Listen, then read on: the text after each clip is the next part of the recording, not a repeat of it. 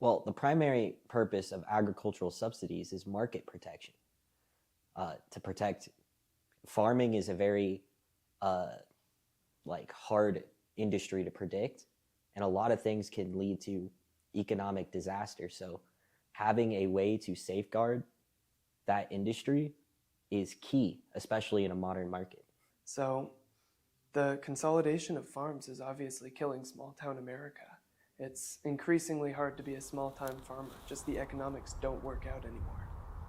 I think in a way we all benefit from agricultural subsidy programs because for one thing, it makes certain agricultural industries possible in the United States where otherwise we wouldn't have a comparative advantage to pursue that industry. That's not a healthy way to have the economy. They'll use the image of small farmers struggling and they'll just spread that image far and wide. Like I've never seen a headline where farmers were doing well.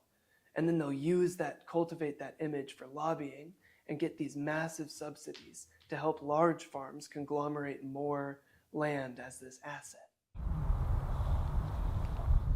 I think that in a way we all benefit from agricultural subsidy programs. I mean, naturally, agricultural companies are going to be incentivized to make a certain product and will make more profit off of that product.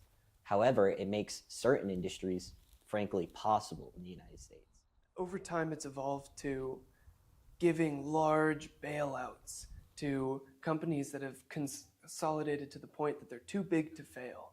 And so now that the precedent is set that the government will bail out these giant companies, then that's the business model that most people are going to pursue. And I don't think that's a healthy way to keep our industry.